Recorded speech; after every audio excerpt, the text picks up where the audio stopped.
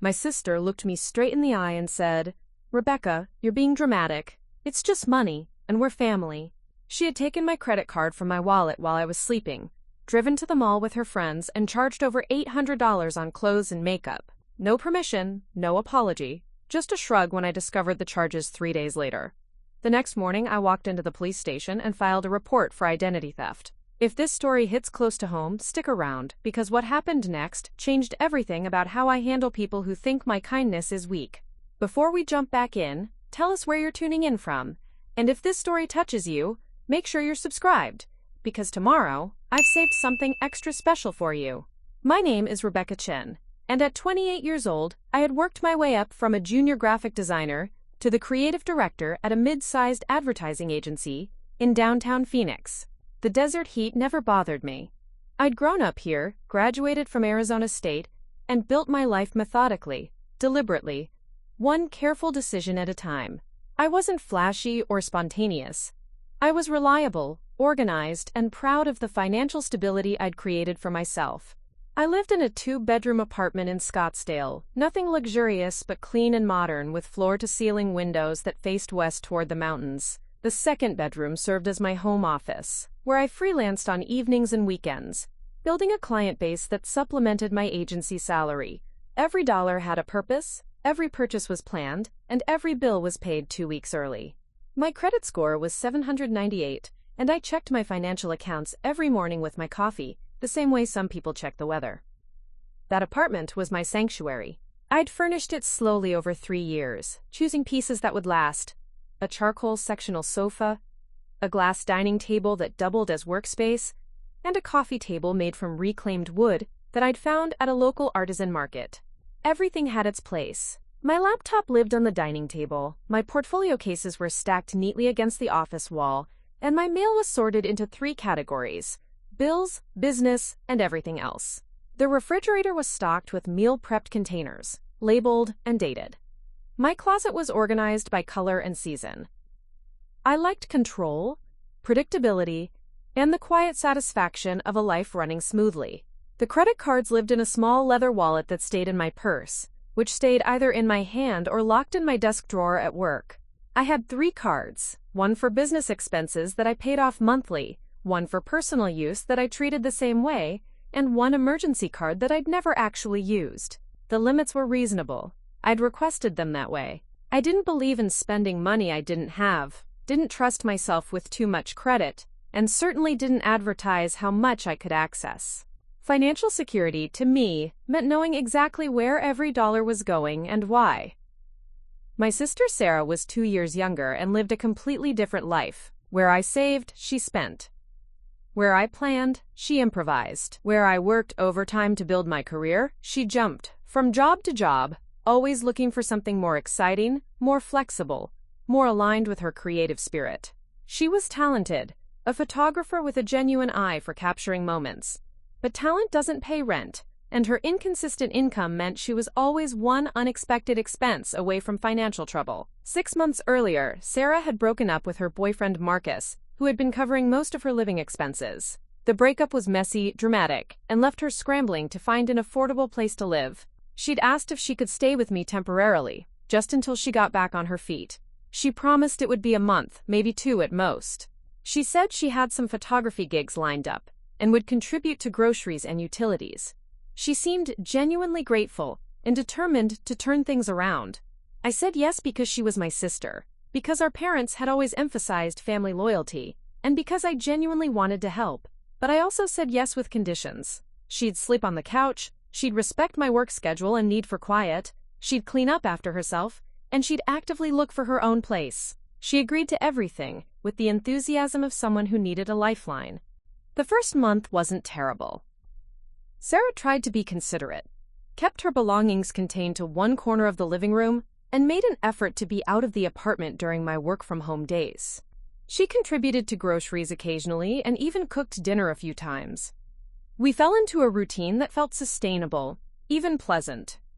She'd tell me about her photography sessions, I'd share stories from the agency, and for a while, it felt like we were building the adult sisterly relationship that had been complicated by our different life choices. But month 2 brought subtle changes. The job search became less urgent, the photography gigs became more sporadic, and the financial contributions stopped entirely.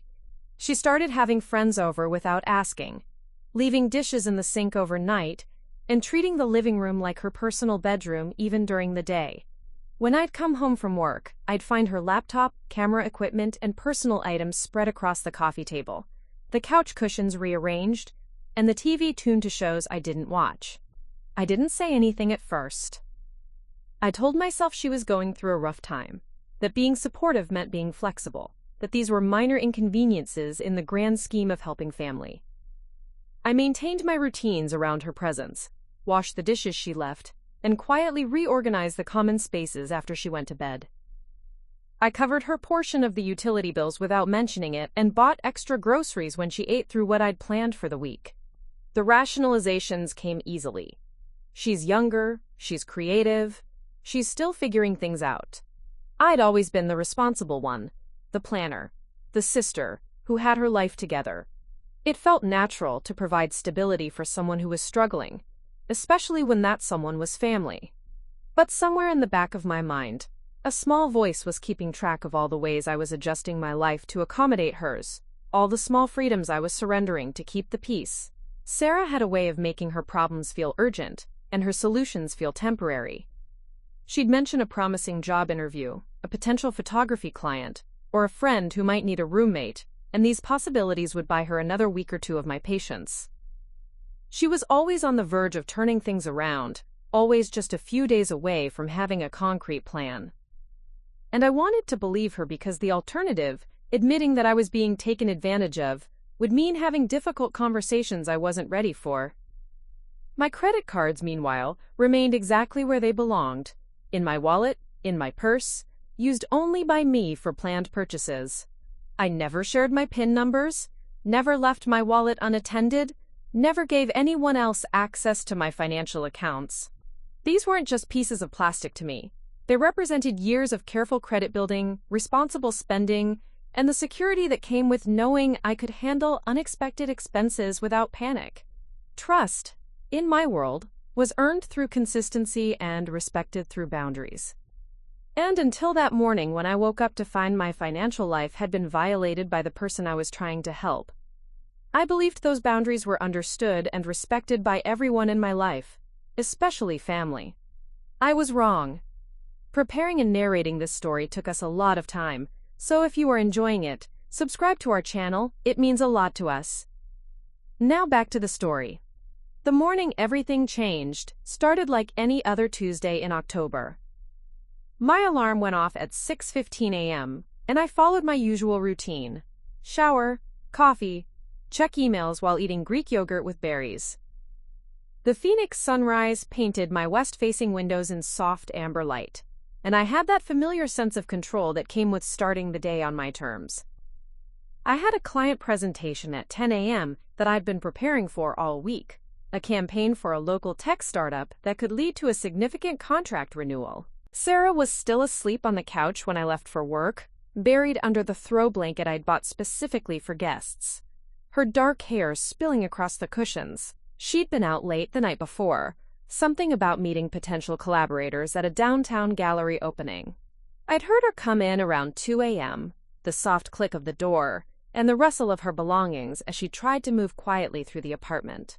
I appreciated the consideration, even though it meant she'd probably sleep until noon again. Pie. The presentation went better than expected. Our creative team had developed a campaign that perfectly captured the startup's brand identity. Innovative but approachable, tech-forward but human-centered. The clients loved our concepts, asked detailed questions about implementation, and hinted strongly that they wanted to expand their contract for the next quarter. I left the conference room feeling the particular satisfaction that comes with months of preparation paying off exactly as planned.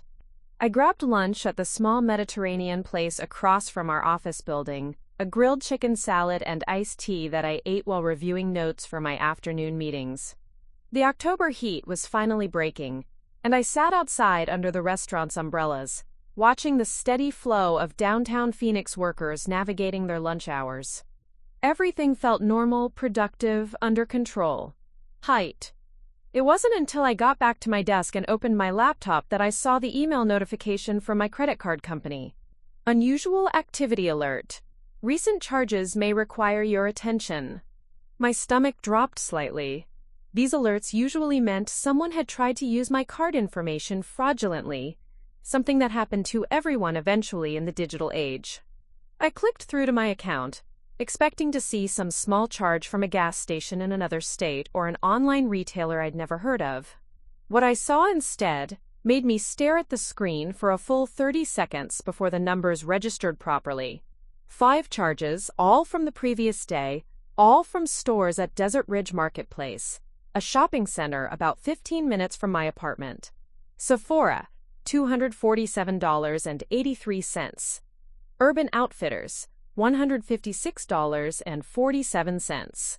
Nordstrom Rack, $189.92. Bath & Body Works, $67.23.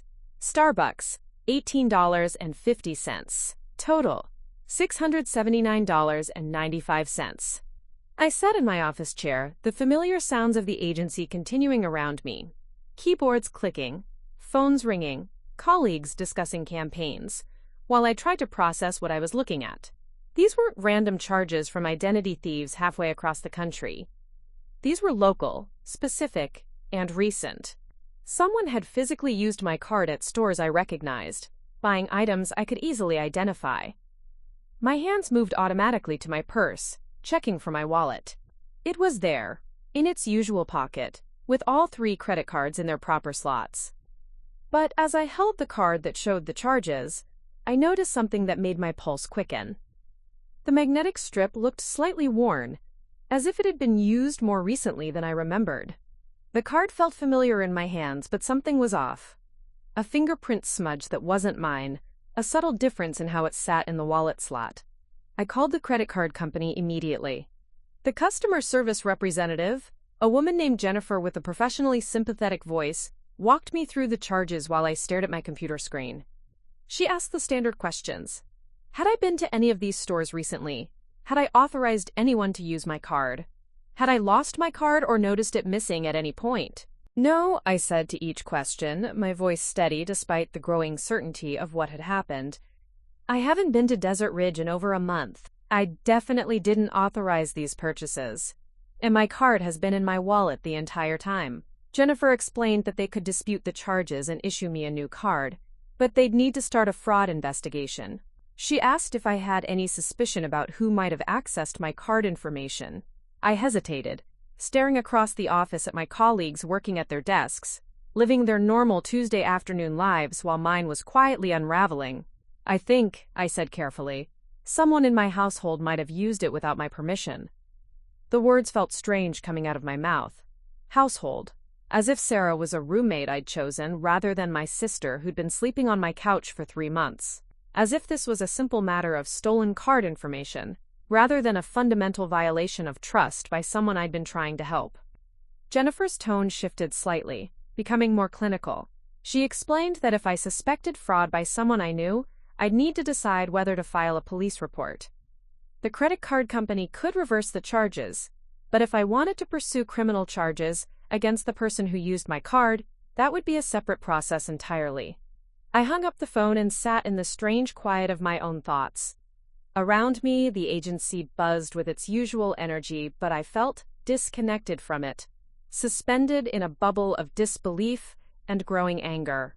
I looked at the charges again, trying to piece together what had happened. The timestamps showed the purchases were made between 11 a.m. and 3 p.m. the previous day, Monday afternoon, when I'd been at work and Sarah had been home alone.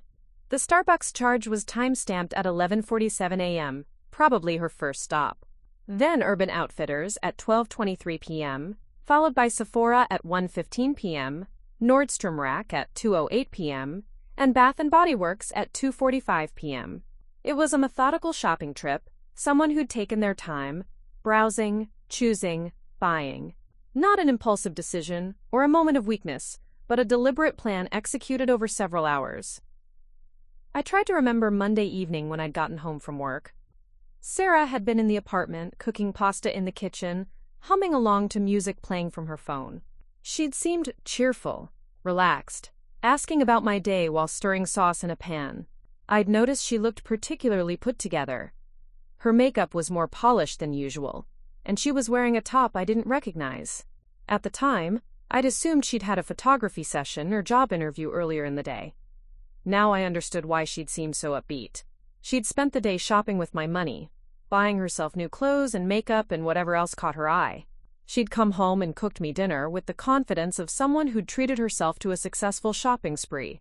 She'd probably felt generous, magnanimous even, making pasta for the sister whose credit card had funded her retail therapy. The anger came slowly, building like water behind a dam. Not the explosive kind that makes you want to scream or throw things, but the cold, steady kind that settles in your chest and clarifies everything. This wasn't a mistake or a misunderstanding. This was theft, plain and simple. Sarah had gone through my purse while I was sleeping or in the shower, found my credit card, memorized the numbers, and used them to buy herself nearly $700 worth of merchandise. She'd violated my privacy, my trust, and my financial security. She'd done it while living in my apartment, eating my food, and benefiting from my support. She'd done it knowing I checked my accounts regularly, knowing I'd discover the charges, knowing it would hurt me. And then she'd come home and cooked me dinner as if nothing had happened. I spent the rest of the afternoon in a strange state of focused distraction. I attended meetings, responded to emails, and contributed to campaign discussions, but part of my mind was constantly cycling through the implications of what Sarah had done. This wasn't just about money. Those $679.95 was a significant amount that would throw off my carefully planned budget. This was about the fundamental assumption that people in my life respected basic boundaries. I thought about all the ways I'd accommodated Sarah over the past 3 months. The groceries I'd bought without asking for reimbursement. The utility bills I'd absorbed without complaint. The quiet adjustments I'd made to my routines to give her space and privacy. The job search conversations where I'd offered encouragement and connections. The times I'd bitten my tongue when she left messes or had friends over without asking. I'd done all of that because I believed we were operating from the same basic framework of respect and gratitude. I'd assumed that even though Sarah was struggling, even though she was taking advantage of my generosity in small ways, there were still lines she wouldn't cross. Using my credit card without permission wasn't just crossing a line, it was obliterating the entire concept of boundaries. By the time I left work at 6 p.m., I'd made a decision. I wouldn't confront Sarah immediately. I wouldn't give her the opportunity to lie, make excuses, or turn this into a dramatic conversation about family loyalty and forgiveness. Instead, I'd go home, confirm what I already knew, and then decide how to respond based on evidence rather than emotion. The drive back to Scottsdale felt longer than usual, every red light and traffic delay giving me more time to think. I kept replaying moments from the past few months, looking for signs I'd missed, warnings I'd ignored. Had Sarah been planning this for weeks? Had she been testing smaller boundaries to see what she could get away with? Or had this been an impulsive decision that she'd convinced herself was justified somehow? As I pulled into my apartment complex, I realized it didn't matter. The motivation was less important than the action. Sarah had stolen from me, and now I had to decide what to do about it. The apartment was quiet when I walked in. Sarah's camera bag was by the door, and her laptop was open on the coffee table, but she wasn't in the living room. I could hear water running in the bathroom. She was taking a shower. Her purse was on the kitchen counter, unzipped and carelessly open. I stood there for a moment, looking at that purse, and made another decision. If Sarah had violated my privacy, I was going to return the favor. I reached into her bag and found what I was looking for almost immediately. Shopping bags, folded small, and tucked into the bottom compartments. Sephora, Urban Outfitters, Nordstrom Rack, Bath, and Body Works. The receipts were still inside some of the bags, showing the exact amounts I'd seen on my credit card statement. I pulled out her wallet and found my credit card information written on a small piece of paper tucked behind her driver's license. Not just the card number, but the expiration date and security code too. She'd copied down all the information she'd need to make online purchases in the future. The shower was still running when I put everything back exactly as I'd found it. Sarah had no idea I'd discovered her theft, no idea I'd found the evidence, no idea that her secret shopping trip was about to become a much bigger problem than she'd anticipated. I sat on my couch, the same couch where she'd been sleeping for 3 months, and looked around my apartment with new eyes.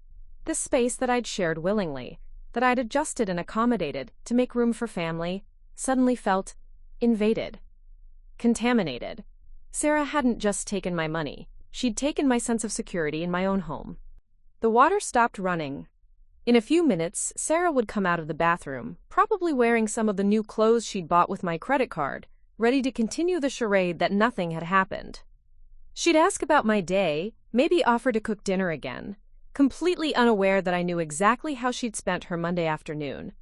But I knew. And now I had to decide what to do with that knowledge. Sarah emerged from the bathroom 20 minutes later, her wet hair wrapped in one of my towels, wearing a burgundy sweater I'd never seen before. The fabric looked expensive, soft cashmere or a high-quality blend, and it fit her perfectly. She'd paired it with dark jeans that also looked new, designer cut, with subtle stitching details that spoke of careful selection rather than impulse buying. Even her makeup looked different, more sophisticated, applied with products that probably cost more than I usually spent on cosmetics in 3 months. She smiled when she saw me sitting on the couch, the same warm, casual smile she'd been giving me for months. "Hey, how was work? You look tired." Her voice carried that particular tone of concern that felt genuine, unless you knew what I now knew. She padded into the kitchen barefoot, opening the refrigerator and scanning its contents like she was planning our evening. "Work was fine," I said, keeping my voice level. "Busy day. How was yours?" "Pretty good," she replied without hesitation, pulling out ingredients for what looked like a salad. "I had a phone interview this morning for a marketing position at a nonprofit downtown. It went really well. They want me to come in for a second interview on Friday." She began washing lettuce in the sink, her movements easy and confident. I think this could be the break I've been waiting for.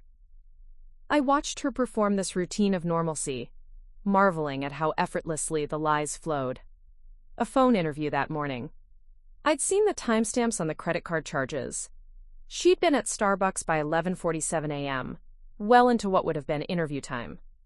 The fabrication was so complete, so detailed, that I wondered if she'd been practicing it, or if deception just came naturally to her. "That's great news," I said. "What's the nonprofit's focus?" "Environmental education," she answered promptly, chopping vegetables with practiced precision. "They develop programs for schools, teach kids about sustainability and conservation. It's exactly the kind of work I want to be doing, meaningful, creative, making a real difference." She glanced over at me with bright eyes. "The salary isn't huge, but it's enough for me to start looking for my own place again." Another lie, layered on top of the first. I found myself studying her face, looking for tells, for some sign that she knew I knew. But Sarah had always been good at this, at presenting the version of herself that people wanted to see, at telling stories that made her struggles seem temporary and her solutions seem imminent. I'd mistaken this skill for optimism, for resilience. Now I understood it was something else entirely. "When would you start?" I asked. "They said if the second interview goes well, I could start as early as next week. I know I've been here longer than we originally planned, and I really appreciate your patience."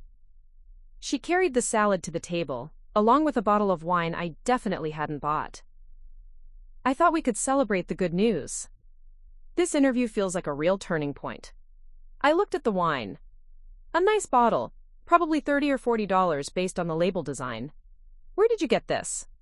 "Oh, I picked it up earlier when I was out running errands," she said casually, uncorking it with movements that suggested familiarity with good wine. "I know money's been tight, but I figured one celebration was okay. I can pay you back once I get this job." Errands. That's what she was calling her theft-funded shopping spree. Errands. The audacity of it was almost impressive. She poured 2 glasses and handed me one, raising hers in a mock toast. "To new beginnings," she said. I took the glass but didn't drink. Instead, I set it on the coffee table and looked directly at her. Sarah, I need to ask you something, and I need you to tell me the truth. Something flickered across her face. Caution, maybe, or calculation. But her smile stayed in place. Of course. What is it? Did you use my credit card yesterday? The silence that followed was maybe 3 seconds long, but it felt like much longer. I watched her process the question, watched her mind work through possible responses. Her smile faltered slightly, then reformed itself with more effort. What do you mean? She asked. Use your credit card for what? I got an alert today about charges I didn't make. Nearly $700 at stores in Desert Ridge. The charges were made yesterday afternoon while I was at work. I kept my voice calm, factual. So I'm asking you directly, did you take my credit card and use it to go shopping? Sarah set down her wine glass and sat on the edge of the armchair across from me. Her posture shifted, becoming more defensive, but she maintained eye contact. Rebecca, I would never do something like that. You know me better than that. Do I? Of course you do. We're sisters. I'm grateful for everything you've done for me. Why would I jeopardize that by stealing from you? Her voice carried just the right amount of hurt confusion, as if my question was not only wrong but wounding. I reached into my purse and pulled out my phone, opening the credit card app. The charges were at Sephora, Urban Outfitters, Nordstrom Rack, Bath & Body Works, and Starbucks. All between 11:47 a.m. and 2:45 p.m. yesterday. I turned the screen toward her. Look at the amounts. Look at the times. She glanced at the phone, and for just a moment, her mask slipped. I saw recognition there, and something else. Not guilt, but irritation, as if she was annoyed that I'd figured it out so quickly. Then the concerned expression returned. I don't understand why you're showing me this, she said. If someone used your card fraudulently, shouldn't you be calling the credit card company instead of interrogating me? I already called them. They're investigating it as fraud. I paused. They asked if I suspected anyone in my household might have access to my card information. And you told them you suspected me? Her voice rose slightly, the first crack in her composed facade. I told them I needed to investigate before making any accusations. I stood up and walked to the kitchen counter where her purse sat. But then I found these. I pulled out the shopping bags I'd discovered earlier, unfolding them and laying them on the coffee table between us. Sephora, Urban Outfitters, Nordstrom Rack, Bath & Body Works. The evidence was undeniable, physical proof of exactly where my money had gone. Sarah looked at the bags, then back at me. For several seconds, she said nothing. I could see her mind working, trying to find an angle, a story that would explain this away. When she spoke, her voice was quieter, but still defiant. Okay, yes, I used your card. But it's not what you think. Then explain it to me. I was going to pay you back immediately. I have money coming in from the photography session I did last week, but the client hasn't paid me yet. I needed interview clothes for Friday, and I knew if I waited until I got paid, it would be too late to find something appropriate. She gestured toward the bags. Everything I bought was for the job interview. It was an investment in getting back on my feet. $700 worth of investment? I know it sounds like a lot, but first impressions matter. I needed a complete professional wardrobe, not just one outfit. If I get this job, I'll be able to pay you back within the first week. Her voice was gaining strength, confidence, as if she was convincing herself as much as me. I was going to tell you tonight, after dinner. I was just waiting for the right moment. I stared at her, amazed by her ability to reframe theft as financial planning. Sarah, you went through my purse while I was sleeping or in the shower. You copied down my credit card information and used it to buy yourself clothes and makeup. You didn't ask permission, you didn't leave a note, you didn't even tell me you'd done it until I confronted you with evidence. I know how it looks. It doesn't just look like theft, it is theft. We're family, Rebecca. When family needs help, you help them. You've always been the responsible one, the one with money saved up and perfect credit. I knew you could afford it, and I knew you'd want to help me succeed.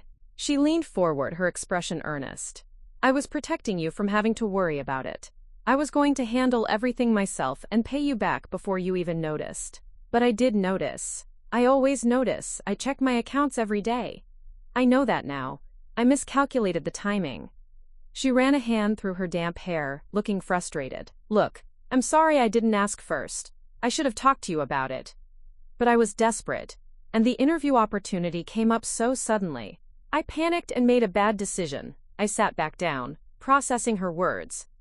Even her apology was calculated, designed to minimize her actions and maximize my sympathy. She was sorry she didn't ask, not sorry she'd stolen. She'd made a bad decision, not committed a crime. She was desperate, not dishonest. Show me the job posting, I said. What? The job posting for this nonprofit position. Show me the email about the interview. She hesitated. It's on my laptop. The battery's dead. Then show me the company's website. Tell me the name of the organization. Another pause. Green Future Education. But I don't think they have a big web presence yet. They're just getting started. I pulled out my phone and searched. No results for any nonprofit by that name in Phoenix. I tried variations, looked for environmental education organizations, searched for recently founded groups. Nothing matched what Sarah had described. There is no job, I said. There is. Just because they don't have a website doesn't mean there is no job, Sarah. You made it up to justify spending my money. I looked at her directly. How long have you been planning this? For the first time since I'd confronted her, she looked genuinely uncertain. The confident explanations stopped flowing, and she sat back in the chair like she was trying to create distance between us. I wasn't planning anything.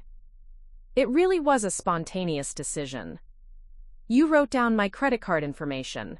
You had the numbers, the expiration date, the security code written on a piece of paper in your wallet.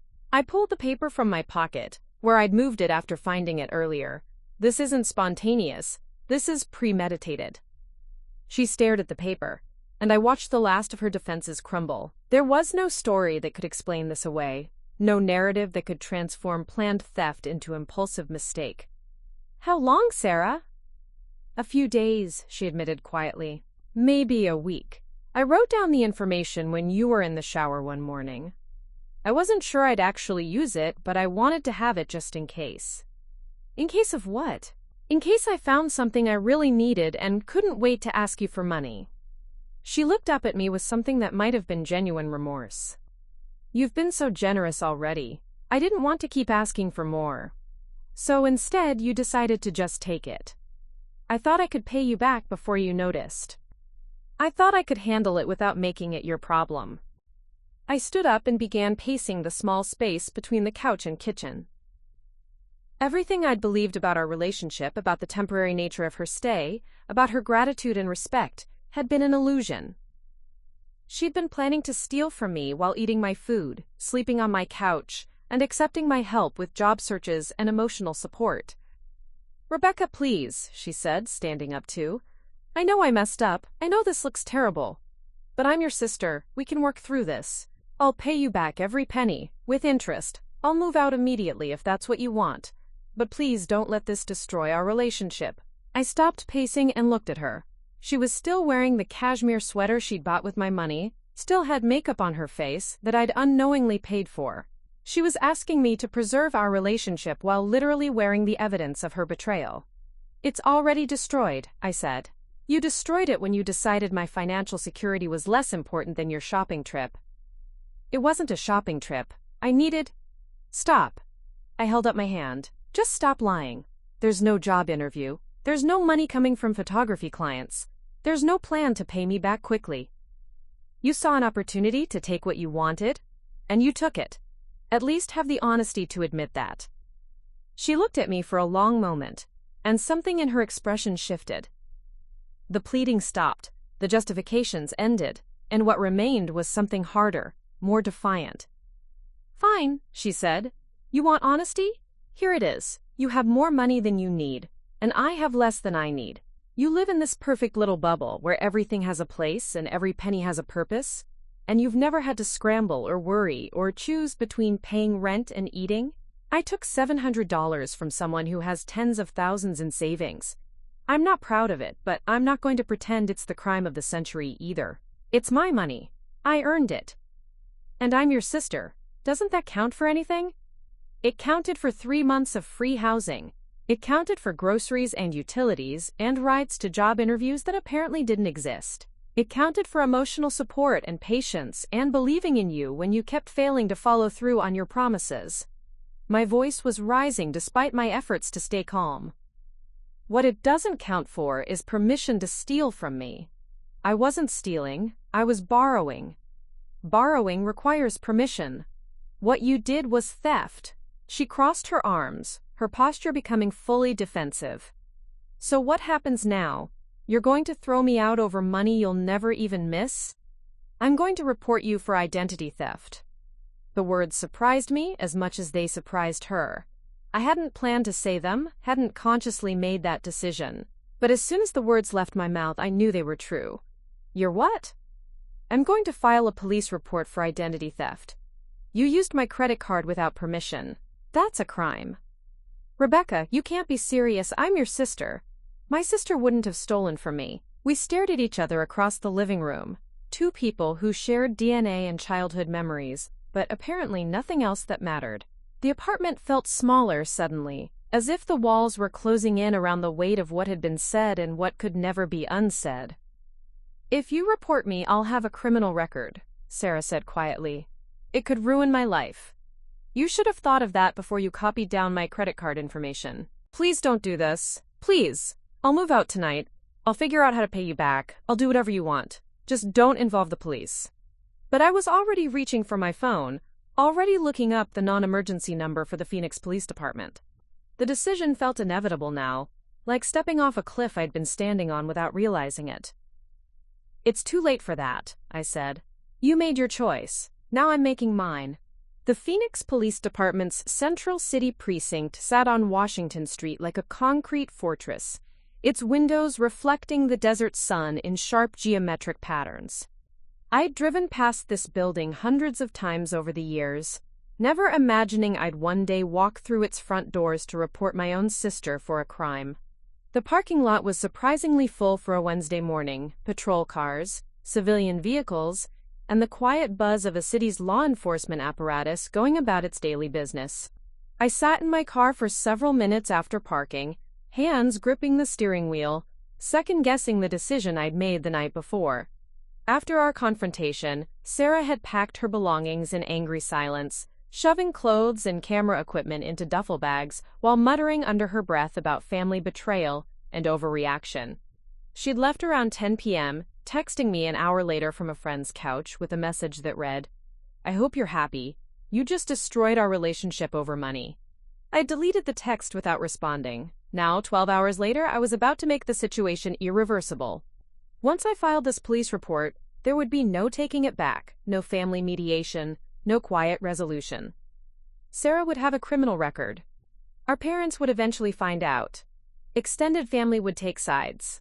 The Thanksgiving dinners and Christmas gatherings that had defined our family traditions would become minefields of awkward silences and carefully avoided topics. But as I looked at the police station, I reminded myself why I was here. This wasn't about money, and it wasn't about revenge. This was about consequences. Sarah had committed a crime, not just against me, but against the basic principles of trust and respect that make relationships possible. If I didn't report this, I'd be sending the message that family connections supersede legal and moral boundaries. I'd be enabling behavior that would inevitably escalate. The lobby of the police station was busier than I'd expected. A mix of people sat on hard plastic chairs. An elderly man clutching a folder of documents, a young mother with a toddler on her lap, a businessman in a rumpled suit talking quietly on his phone. The fluorescent lighting was harsh, institutional, making everyone look slightly pale and tired. Behind a thick glass partition, uniformed officers processed paperwork and answered phones with the efficient politeness of people who'd had these conversations thousands of times before. I approached the reception window and told the officer on duty that I needed to file a report for identity theft. She was a middle-aged woman with graying hair pulled back in a tight bun, her nameplate reading, Sergeant Martinez. Her expression was professionally neutral as she handed me a clipboard with forms to fill out. "Take a seat and complete these," she said. "Someone will call you when they're ready to take your statement." The forms were more detailed than I'd anticipated. Personal information, details about the crime, estimated financial damage. whether I had insurance that might cover the loss. I filled them out methodically, trying to keep my handwriting neat, despite the slight tremor in my hands. When I reached the section asking for information about suspected perpetrators, I hesitated before writing Sarah's full name, her date of birth, and our shared address. Seeing her information written out in black ink on an official police form made the whole situation feel more real and more final. I was officially accusing my sister of a crime. There was no ambiguity left, no room for interpretation or family diplomacy. These forms would become part of a permanent record, evidence in a criminal investigation. Rebecca Chen? A voice called my name after about 20 minutes. I looked up to see a detective approaching, a tall black man in his 40s, wearing a sport coat and khakis, his badge clipped to his belt. He had kind eyes but carried himself with the alert posture of someone accustomed to difficult conversations. "I'm Detective Williams," he said, extending his hand. "I'll be taking your statement today. Would you like to come back to my desk where we can talk privately?" I followed him through a maze of cubicles and filing cabinets to a small workspace near the back of the building. His desk was organized but lived in, with stacks of case files, a coffee mug that said "World's Okayest Dad," and family photos showing him with a woman and 2 teenage kids at what looked like a baseball game. "So you're here to report identity theft," he said, settling into his chair and opening a notebook. "Can you walk me through what happened?" I told him the story from the beginning. Sarah moving in after her breakup, the gradual erosion of boundaries, discovering the credit card charges, finding the evidence in her belongings, and our confrontation the night before. Detective Williams listened without interrupting, occasionally making notes, his expression remaining neutral throughout my account. When I finished, he asked, "Do you have the credit card statements showing the fraudulent charges?" I pulled out my phone and showed him the screenshots I'd taken. He wrote down the amounts, dates, and merchant names, then asked to see the physical evidence I'd collected. The shopping bags and the paper with my credit card information written in Sarah's handwriting. "This is pretty clear-cut," he said, examining the paper. "She had access to your home, she obtained your financial information without permission, and she used that information to make unauthorized purchases. In Arizona, that constitutes identity theft in the 2nd degree, which is a Class 5 felony. What does that mean in terms of potential consequences? If convicted, she could face up to 2.5 years in prison, though first-time offenders often receive probation instead of jail time. There would also be fines and restitution. She'd be required to pay back the full amount she stole, plus any additional costs like interest or fees." I nodded, trying to process the magnitude of what I was setting in motion. 2.5 years in prison. Even the possibility seemed surreal when applied to Sarah, who, despite her flaws, had never struck me as genuinely criminal. "I need to ask you some difficult questions," Detective Williams continued. "Are you absolutely certain you want to pursue criminal charges? Once we open this investigation, it takes on a life of its own. The decision about whether to prosecute won't be yours anymore. It'll be up to the county attorney's office." "I understand. This is your sister we're talking about. Have you considered handling this as a family matter? Many people in your situation choose to work things out privately, rather than involving the criminal justice system." I'd been expecting this question, and I'd already thought through my answer. "Detective, if a stranger had somehow gotten my credit card information and used it to steal $700 from me, would you ask if I wanted to handle it as a private matter?" "No, I wouldn't." "Then why should it be different just because the thief is related to me?" "If anything, it's worse when it's family because it involves betraying trust, not just breaking the law." He nodded thoughtfully. "You're right. I ask because I want to make sure you've considered all the implications. Family relationships are complicated, and criminal charges can have long-lasting effects on those relationships. The relationship was already damaged when she decided to steal from me. Filing this report isn't destroying anything. It's acknowledging what she already destroyed." Detective Williams wrote something in his notebook, then looked back at me. "Okay, I'm going to need you to provide a formal written statement. I'll also need copies of your credit card statements, photos of the physical evidence, and any text messages or other communications between you and your sister related to this incident." I spent the next hour writing out my statement in careful detail, trying to be as precise and factual as possible. Detective Williams helped me organize the evidence, taking photos of the shopping bags and the handwritten credit card information. He explained that they'd likely issue a warrant for Sarah's arrest within the next few days, depending on the caseload and the county attorney's priorities. "What happens after she's arrested?" I asked. "She'll be booked and processed, then either released on her own recognizance or held pending a bail hearing. Given that this is a non-violent crime and she doesn't have a criminal history, assuming she doesn't, she'll probably be released quickly. Then the case will proceed through the court system. How long does that typically take? Months, usually. Maybe longer if she decides to fight the charges rather than accepting a plea agreement. You should be prepared for this to be a lengthy process." As I signed the final documents, Detective Williams handed me his business card. "My direct number is on there. If you have any questions as the case proceeds, or if your sister contacts you about this situation, give me a call." Sometimes family members try to pressure victims into dropping charges, and I want you to know that's not something you can do at this point. Once we file these charges, it's out of your hands.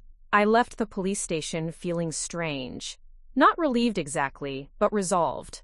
I'd crossed a line I could never uncross, made a decision that would reverberate through my family for years.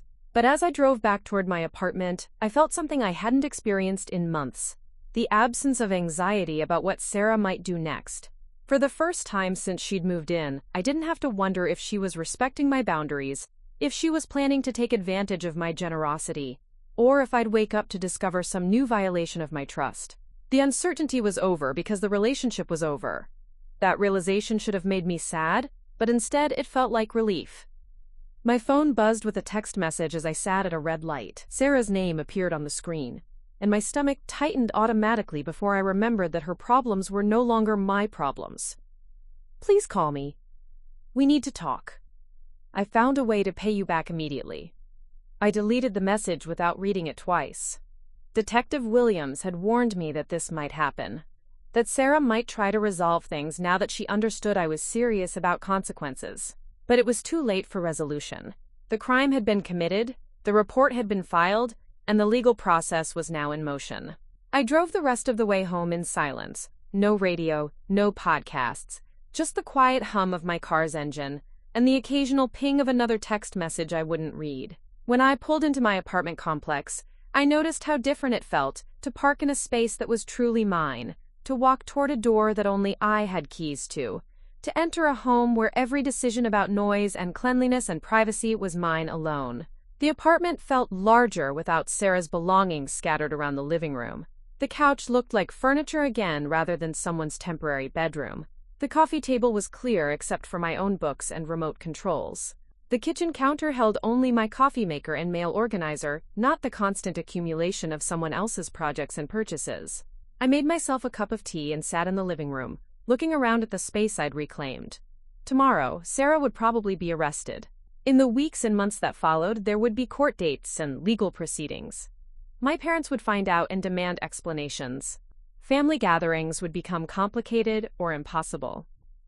But tonight, for the first time in months, I was alone in my own home without feeling like I was waiting for the other shoe to drop. I'd drawn a line, enforced a boundary, and protected myself from someone who'd proven they couldn't be trusted with access to my life. I pulled out my laptop and opened my banking app, changed all my passwords, and set up additional security alerts. Then I called my credit card company to confirm that the new card would arrive within 2 business days, and that all the fraudulent charges would be removed from my account. As I prepared for bed, I realized I wasn't angry anymore. I wasn't hurt or disappointed or questioning my decision. I was simply finished with a situation that had been unsustainable from the beginning. Sarah had made her choices, and now I was making mine. The last thing I did before turning off the lights was check the locks on my front door. Not because I was afraid Sarah would come back, but because security, real security, starts with making sure the right people have access to your life and the wrong people don't. For the first time in months, I fell asleep easily. Sarah was arrested on a Friday morning at 6:47 a.m. I knew the exact time because Detective Williams called me at 7:15 to inform me that the warrant had been executed without incident. She'd been staying at her friend Monica's apartment in Tempe, and the officers had found her there, still wearing the cashmere sweater she'd bought with my credit card 3 days earlier. She didn't resist, Detective Williams told me over the phone. She seemed to understand this was coming. She asked if she could call someone, and we allowed her the standard phone call from the station. I was getting ready for work when he called, standing in my bathroom applying makeup in the mirror. My reflection looked back at me with steady eyes, no visible signs of the turmoil I'd expected to feel at this moment. I'd thought I might experience doubt or regret when I heard Sarah had actually been arrested, but what I felt instead was a quiet sense of completion. The legal system was doing what it was designed to do. What happens next? I asked. She'll be processed and appear before a judge for arraignment within 48 hours. Given the non-violent nature of the crime and the fact that she has no prior record, she'll likely be released on her own recognizance pending trial. The county attorney's office will be in touch with you about your role as the victim in this case. After hanging up, I finished getting ready for work with the same methodical routine I'd maintained for years. Coffee, yogurt, check emails, gather my portfolio for the day's client meetings. The normalcy felt deliberate, protective. I was choosing to treat this as just another day, because treating it as a crisis would give Sarah's actions more power over my life than they deserved. The phone call started around noon. First, my mother, her voice tight with disbelief and accusation. "Rebecca, what have you done?" Sarah called me from jail. "Jail, Rebecca. Your sister is in jail because of you." I was in my office when she called, door closed, reviewing campaign materials for an afternoon presentation. I'd been expecting this conversation and had prepared for it the same way I prepared for difficult client meetings, with facts, clear reasoning, and boundaries around what I would and wouldn't discuss. "Sarah is in jail because she committed identity theft," I said calmly. "She stole my credit card information and used it to make unauthorized purchases. That's a felony in Arizona. She's your sister. Family doesn't call the police on family over money. Family doesn't steal from family in the first place." I kept my voice level, professional. "Mom, Sarah violated my trust and broke the law. I gave her 3 months of free housing, food, and support. Instead of showing gratitude, she decided to help herself to my financial accounts without permission. She said she was going to pay you back. She said it was just a misunderstanding." It wasn't a misunderstanding. She copied down my credit card information and kept it hidden in her wallet for over a week, planning to use it. She lied to my face when I confronted her about the charges. She only admitted to what she'd done when I showed her physical evidence. My mother was quiet for several seconds. When she spoke again, her tone had shifted from accusatory to pleading. "Rebecca, please. She's 26 years old. A felony conviction could ruin her entire future. Can't you drop the charges?" "I can't drop them even if I wanted to. Once the police file the charges, it's up to the county attorney's office to decide whether to prosecute. My role now is to cooperate with their investigation. But you could ask them to drop it. You could tell them you don't want to press charges." "I do want to press charges, Mom. Sarah committed a crime against me. If she'd stolen $700 from a store, would you expect the store manager to just forget about it because she's young and it might hurt her future? That's different." "No, it's not. The only difference is that I'm related to the thief, which somehow makes everyone think I should be more tolerant of being stolen from. Not less." The conversation continued for another 20 minutes, with my mother cycling through various appeals: family loyalty, Christian forgiveness, the impact on Sarah's future, the effect this would have on family relationships. I listened patiently and responded with the same consistent message. Sarah had made her choice when she decided to steal from me, and now she had to face the consequences of that choice. My father called 2 hours later, his approach more direct but equally unsuccessful. "Rebecca, I understand you're angry, but this has gone too far. Sarah made a mistake, but destroying her life over it won't accomplish anything positive." "Dad, I'm not destroying her life.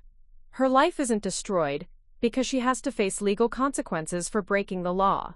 If anything, Maybe facing those consequences will help her make better decisions in the future. You know she's struggled since the breakup with Marcus. She's been depressed, anxious, not thinking clearly. This isn't who she really is. This is exactly who she really is. This is who she's always been. Someone who takes what she wants and expects other people to absorb the cost.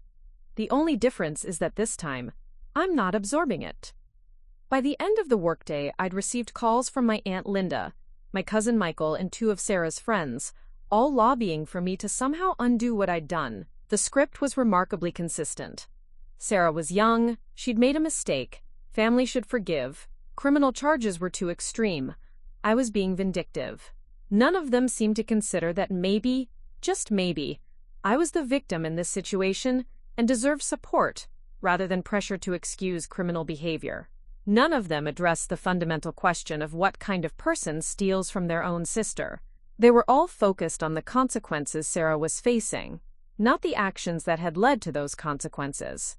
I drove home that evening through Phoenix traffic, listening to a podcast about financial planning, my mind clearer than it had been in months. The guilt campaign was exactly what I'd expected, and experiencing it confirmed that I'd made the right decision. If my own family was more concerned with protecting Sarah from accountability than with addressing her criminal behavior, then I definitely couldn't count on them to help establish appropriate boundaries. My apartment felt like a sanctuary when I walked through the door. No one else's belongings cluttering the space. No one else's drama dominating the atmosphere. No one else's problems requiring my immediate attention.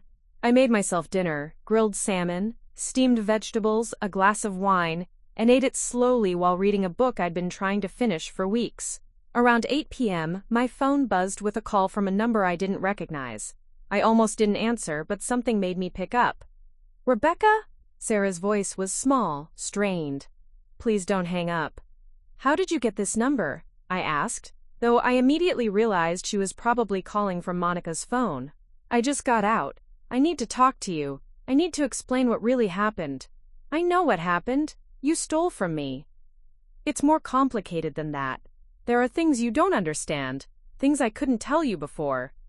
Her voice carried a desperate edge I'd never heard before. "Please, just give me 5 minutes. Let me explain." "Sarah, there's nothing you can say that will change what you did or how I feel about it. You violated my trust in the most fundamental way possible. You stole from me while I was helping you. I know how it looks, but I was in an impossible situation. Marcus wasn't just my boyfriend. I owed him money, a lot of money. He was threatening me, saying he'd ruin my credit, destroy my reputation in the photography community. I was panicking, so you decided to make it my problem by stealing my money. I was going to pay you back immediately. I had a plan. There's a photography client who owes me $3,000 for a wedding shoot I did last month. They said they'd pay me this week, but then they delayed it again. I was desperate. I sat down on my couch, recognizing the familiar pattern. Another story, another justification, another reason why her problems should become my problems. The details changed, but the fundamental dynamic remained the same. Sarah in crisis, Sarah making poor decisions, everyone else expected to absorb the consequences. "Let me ask you something," I said. "Is any of what you just told me true?" Silence. "The client who owes you $3,000? Do they exist? Is Marcus actually threatening you? Or did you just spend my money because you wanted new clothes?" "Rebecca, I don't want another story, Sarah. I want the truth. For once in your life, just tell me the truth." Another long pause. When she spoke again, her voice was quieter, defeated. "I wanted the clothes. I wanted to feel normal again, like I had my life together. I saw your credit card information, and I thought about how easy it would be, how you'd probably never even notice such a small amount. $700 isn't a small amount. It is to you. You have money saved, you have a good job, you have everything figured out. I thought you could afford it more than I could afford to keep looking like a failure. So you decided to steal from me to fund a shopping therapy session. I decided to borrow money from someone who loves me and could afford to help me. I was going to pay you back. How? You don't have a job. You don't have any photography clients. You don't have any money coming in. How exactly were you planning to pay me back?" I would have figured something out. By stealing from someone else? No. I would have found a way. I closed my eyes, feeling exhausted by the entire conversation. This was Sarah's pattern. Create a crisis through poor decisions, then expect other people to solve it through sacrifice. The specifics changed, but the underlying selfishness remained constant. Sarah, I need you to understand something. This isn't about the money. This is about the fact that you betrayed my trust in the most fundamental way possible. You came into my home as someone I was trying to help, and you used that access to steal from me. That's not something I can forgive or forget. But I'm your sister. My sister wouldn't have stolen from me. Please, Rebecca, I'll do anything. I'll go to counseling, I'll get a job, I'll pay you back with interest. Just tell them you don't want to press charges. I can't do that even if I wanted to. The charges have been filed. It's out of my hands now. But you could talk to them. You could tell them it was a family misunderstanding. It wasn't a misunderstanding, it was identity theft. And I'm not going to lie to prosecutors to help you avoid consequences for your actions. So that's it? You're just going to let me go to prison? You're going to face whatever consequences the legal system determines are appropriate for your crime. That's how the law works. She was crying now, quiet sobs that might have moved me a week ago but now just sounded like another manipulation tactic. I can't believe you're doing this to me. I can't believe you care more about money than your own sister. I care more about honesty and respect than I do about family obligations that only seem to go one way. I stood up and walked to the window, looking out at the Phoenix skyline. Sarah, I hope this experience teaches you something about consequences and choices. I hope you figure out how to live your life without expecting other people to subsidize your poor decisions. But I'm done being the person who absorbs the cost of your problems. Rebecca, don't call me again. Don't contact me through other people. Don't show up at my apartment. We're done. I hung up the phone and immediately blocked the number. Then I sat back down on my couch and finished my wine, feeling something I hadn't experienced in years. The complete absence of obligation to fix someone else's self-created problems. For the first time since Sarah had moved in, I wasn't worried about what she might do next. Her problems were no longer my problems. Her choices were no longer my responsibility. Her crisis wasn't something I needed to solve. The relief was overwhelming. 3 weeks passed before the county attorney's office contacted me about the case. I'd settled into a new rhythm during that time, a quieter, more peaceful version of the life I'd been living before Sarah moved in. My apartment stayed clean without effort. My grocery bills returned to normal levels. I could work from home without interruption, read in the evenings without background noise, and sleep through the night without worrying about who was coming and going. The prosecutor assigned to Sarah's case was a woman named Angela Rodriguez, probably in her early 30s, with the kind of crisp, professional demeanor that suggested she'd handled hundreds of similar cases. We met at the county attorney's office on a Tuesday afternoon in a small conference room with fluorescent lighting and walls lined with legal volumes.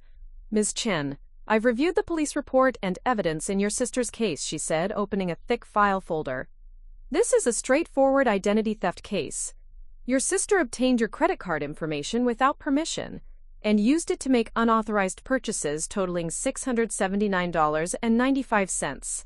She's been charged with identity theft in the second degree, which carries a potential sentence of up to 2.5 years in prison. Has she entered a plea? I asked. Not yet. Her public defender has requested additional time to review the evidence and discuss options with her. They have 30 days from the arraignment date. Ms. Rodriguez leaned back in her chair. I want to discuss what you can expect going forward and what role you'll play in the prosecution. She explained that Sarah's attorney would likely try to negotiate a plea agreement rather than take the case to trial.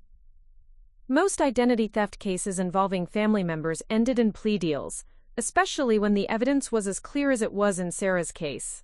The typical agreement might include probation, community service, mandatory financial counseling, and full restitution. The restitution would cover not just the $679.95 she stole, but also any additional costs you incurred, fees from your credit card company, time off work for court appearances, things like that, Ms. Rodriguez explained. The goal is to make you whole financially. What if she can't pay the restitution? Then her probation continues until she does. The court can garnish wages, tax refunds, any income she receives. We don't just let people walk away from their financial obligations to victims. I appreciated the straightforward approach, the recognition that I was the victim rather than a participant in some family drama that needed mediation. Ms. Rodriguez treated Sarah's crime as exactly what it was, theft, without the emotional complications that everyone else seemed determined to inject into the situation. There's one thing I need to make you aware of, she continued. Your sister's attorney may contact you directly to discuss the case. They might suggest that you're willing to accept a civil resolution instead of criminal prosecution, or that you don't want to see your sister face serious consequences. You're under no obligation to speak with them, and anything you say could potentially be used to argue for a more lenient sentence. I understand. Do you have any questions about the process, or any concerns about how we're handling the case? I did have questions, but they weren't about legal procedure.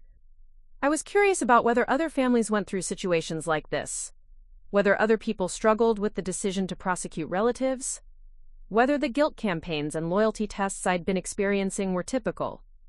But those questions felt too personal for this professional setting.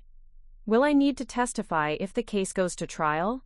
Possibly, though as I said, most cases like this are resolved through plea agreements. If we do go to trial, your testimony would be straightforward. You'd simply describe what happened, identify the evidence, and confirm that you didn't authorize the charges. After the meeting, I drove back to work, feeling oddly lighter. The legal system was functioning exactly as it should, treating Sarah's crime seriously while protecting my rights as a victim.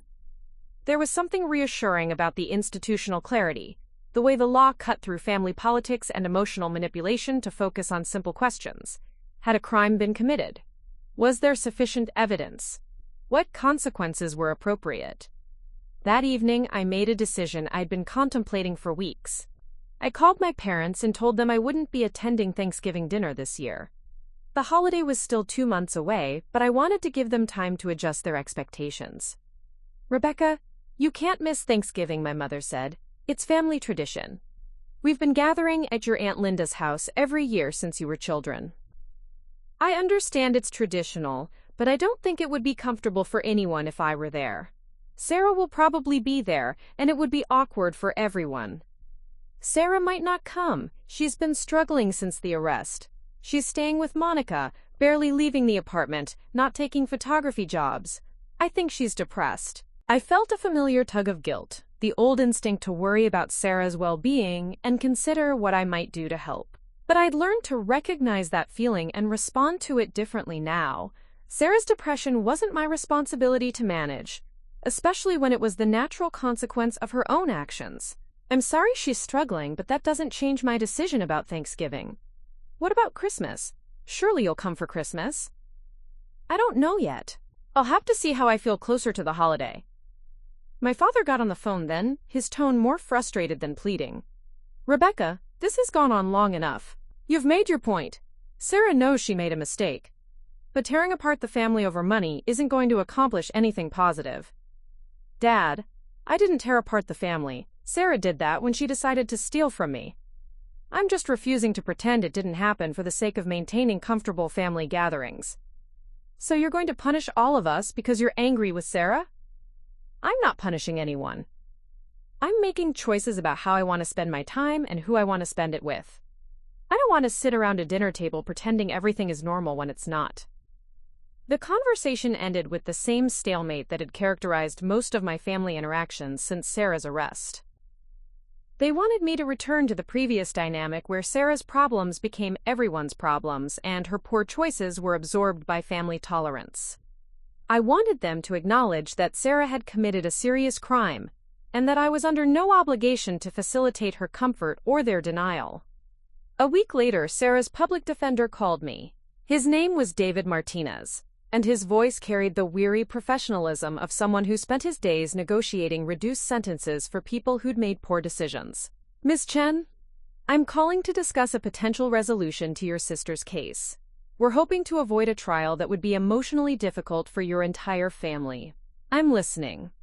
We'd like to propose a plea agreement where Sarah pleads guilty to a misdemeanor charge instead of the felony she's currently facing. She would complete community service, attend financial responsibility counseling, and pay full restitution plus additional penalties. In exchange, she'd avoid jail time and wouldn't have a felony conviction on her record. What's the downside for me? No downside. You'd receive full restitution, and the case would be resolved quickly without the stress of a trial. The only difference would be that Sarah's conviction would be for a misdemeanor rather than a felony. I thought about it for a moment. The offer sounded reasonable from a practical standpoint. I'd get my money back, Sarah would face consequences, and the legal process would end sooner. But something about the framing bothered me. Mr. Martinez, can I ask you something? If your client had stolen $679.95 from a stranger's credit card, would you be calling that stranger to suggest they accept a misdemeanor plea? That's a different situation. How is it different? Well, in cases involving family members, there are often emotional considerations that don't apply to stranger-on-stranger crimes. Are you saying that crimes committed against family members are less serious than crimes committed against strangers? Not less serious, exactly, but the context is different, the motivations are often different, the relationships are more complex. The crime is identical regardless of the relationship between the perpetrator and victim. My sister stole my credit card information and used it to make unauthorized purchases. The fact that we're related doesn't make the theft less criminal. Mr. Martinez was quiet for several seconds. Ms. Chen, I understand your position, but I hope you'll consider the long-term impact of a felony conviction on your sister's life. It could affect her employment opportunities, her ability to find housing, her entire future. Mr. Martinez, I hope you'll consider the impact of identity theft on victims. It affects our financial security, our sense of safety, our ability to trust the people closest to us. Maybe if there were more serious consequences for these crimes, fewer people would commit them. So you're not interested in the plea agreement? I'm not opposed to a plea agreement in principle, but I think the charges should reflect the seriousness of what she did. She didn't accidentally use my credit card. She planned this theft over the course of several days, hid the evidence, and lied about it when confronted. That sounds like felony behavior to me. After I hung up, I realized something had shifted in how I thought about the situation. I was no longer focused on Sarah's well-being or our family relationships. I was focused on justice, on the principle that actions should have appropriate consequences regardless of who commits them. That weekend, I did something I hadn't done in months. I made plans that were entirely about what I wanted to do. I drove up to Sedona, hiked among the red rocks, had dinner at a restaurant I'd been wanting to try, and stayed overnight at a bed and breakfast I'd found online. I took photos of the sunset, read a book by the pool, and didn't check my phone for messages from family members trying to negotiate Sarah's situation. Sitting on the patio of my hotel room, looking out at the desert landscape, I felt something I hadn't experienced since before Sarah moved in: complete autonomy over my own life. No one else's crisis demanding my attention, no one else's problems requiring my resources, no one else's poor decisions creating obligations for me to manage. I thought about Sarah, probably sitting in Monica's apartment, waiting to hear whether I'd accept the plea agreement that would minimize the consequences of her crime. I thought about my parents, probably planning how to approach me next about family reconciliation. I thought about the upcoming holidays and the pressure I'd face to restore the previous dynamic for the sake of tradition and comfort. But mostly, I thought about how good it felt to be responsible only for my own choices, my own consequences, my own life. For the first time in years, I wasn't managing anyone else's drama or absorbing anyone else's problems. I was simply living my life according to my own values and priorities. The realization that this was possible, that I could choose not to be everyone else's safety net, felt revolutionary. I'd spent so much energy trying to help Sarah that I'd forgotten what it felt like to focus that energy on myself. As the sun set over the Sedona Mountains, I made a decision about more than just the legal case. I was going to protect this newfound peace, this autonomy, this sense of being responsible only for my own life. Whatever consequences that brought to my family relationships, whatever guilt campaigns or loyalty tests I'd face, whatever prices I'd have to pay for setting boundaries, it was worth it. Some things were more important than keeping the peace. Self-respect was one of them. 6 months later, I stood in a courtroom watching Sarah accept a plea agreement that included 18 months of supervised probation, 200 hours of community service, mandatory financial counseling, and full restitution of $679.95 plus court costs. The judge who accepted her guilty plea was a stern woman in her 50s, who made it clear that any violation of the probation terms would result in immediate jail time. Sarah looked different than she had the last time I'd seen her. Thinner, more subdued, wearing a conservative black suit that was probably borrowed for the court appearance. Her hair was pulled back in a simple ponytail, no makeup except for a touch of lipstick that didn't quite hide how pale she'd become. When the judge asked if she understood the terms of her probation, her voice was barely audible as she answered, "Yes, Your Honor." I sat in the back of the courtroom, having been notified about the hearing as the victim in the case. Sarah's attorney had continued trying to negotiate a misdemeanor charge right up until the final hearing, but the prosecutor's office had held firm. Identity theft in the second degree was a felony, and Sarah would have a felony conviction on her record for the rest of her life. As the judge pronounced sentence, I felt none of the satisfaction I'd expected. I wasn't happy to see Sarah facing consequences, wasn't vindicated by the legal system's validation of my position, wasn't relieved that the process was finally over. What I felt instead was a kind of quiet closure, the sense that something that needed to happen had happened. Sarah didn't look back as she left the courtroom with her attorney, but I caught a glimpse of her expression as they passed my row. She looked older, more serious, like someone who'd finally understood that actions have consequences that can't be negotiated away through charm or family connections. Monica was waiting for her in the hallway, along with my cousin Michael and one of Sarah's photography friends whose name I'd forgotten. They formed a small circle around her, offering comfort and support as she processed what had just occurred. I watched from a distance, remembering when I used to be part of that circle, when Sarah's problems automatically became my problems to help solve. Now I was the person who'd caused those problems, at least in their minds. I was the sister who'd chosen legal consequences over family loyalty, who'd prioritized personal boundaries over keeping the peace. And standing there in that courthouse hallway, watching Sarah receive support from people who still believed her problems were everyone else's responsibility, I realized I was completely comfortable with being that person. The restitution payment arrived in my bank account 3 weeks later, transferred in full from whatever combination of borrowed money and family assistance Sarah had managed to assemble, $679.95, plus $247.50 in court costs and administrative fees. Nearly $1,000 that represented not just repayment, but acknowledgement that a crime had been committed and justice had been served. I used the money to do something I'd been planning since my trip to Sedona. I enrolled in a photography workshop in Colorado, not because I wanted to become a photographer, but because I wanted to learn something new, challenge myself creatively, and spend a long weekend in the mountains focusing entirely on my own interests and growth. The workshop was everything I'd hoped it would be. 3 days of hiking through aspen groves with a camera, learning about composition and lighting, talking with other participants about art and perspective, and the way certain moments demand to be captured. I took hundreds of photos, most of them terrible, but a few that surprised me with their clarity and beauty.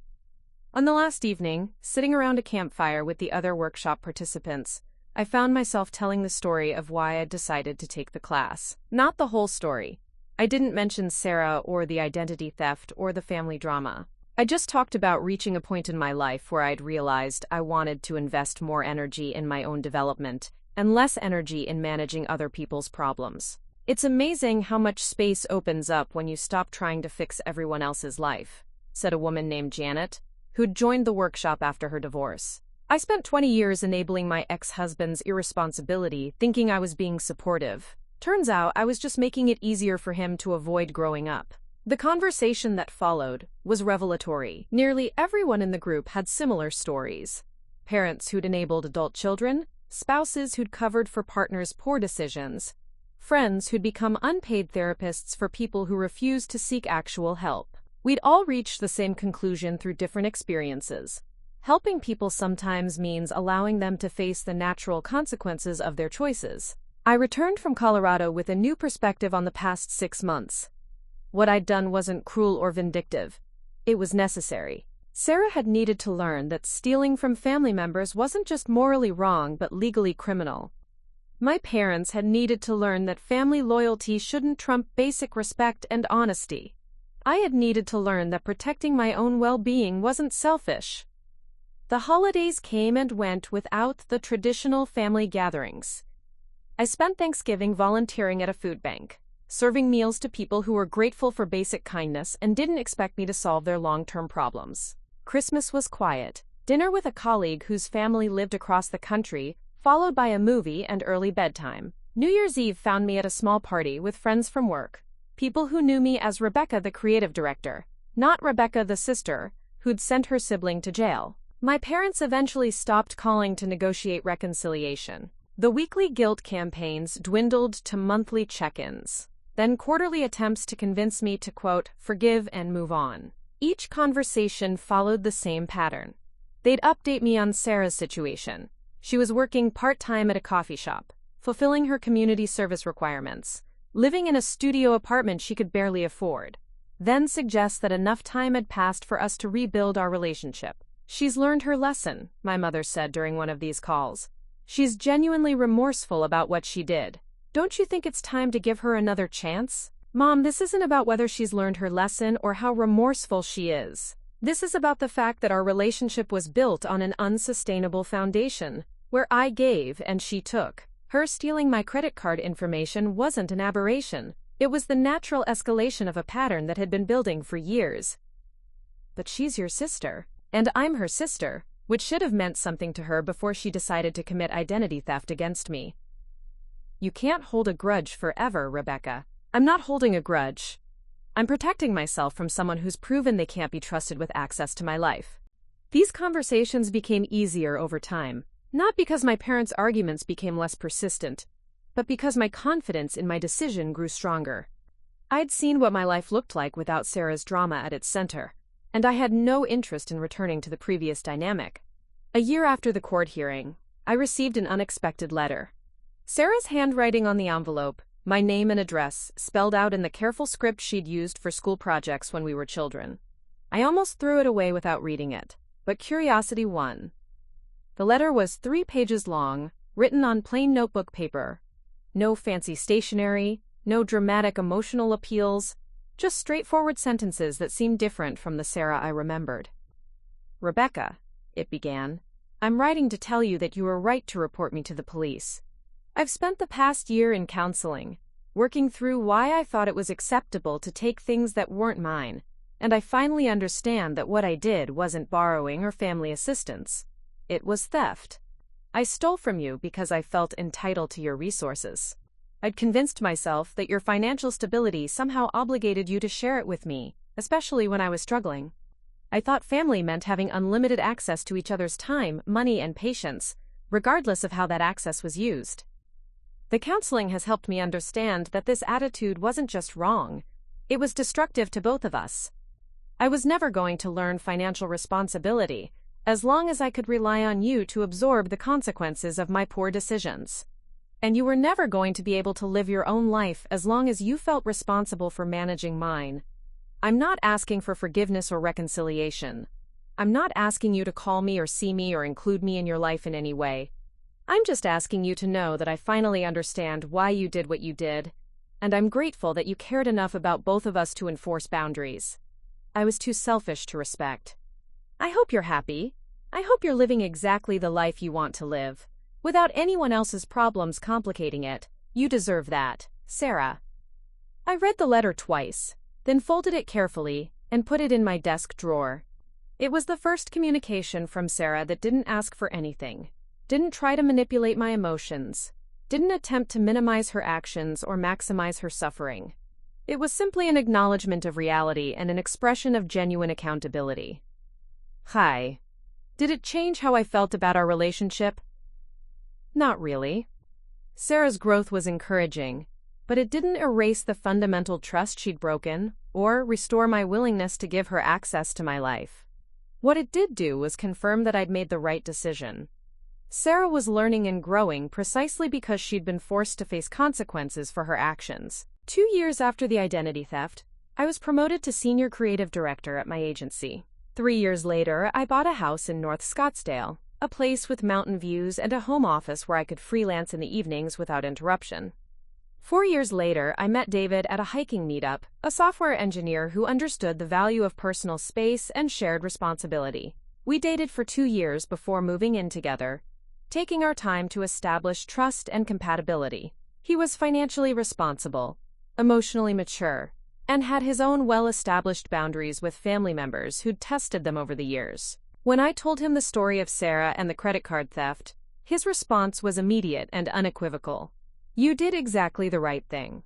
5 years after Sarah's arrest, David proposed during a weekend trip to Sedona, at the same hotel where I'd first realized the value of protecting my peace. We planned a small wedding, inviting only people who supported our relationship and respected our boundaries. My parents attended, though they spent most of the reception asking when David and I might reach out to Sarah and include her in our lives.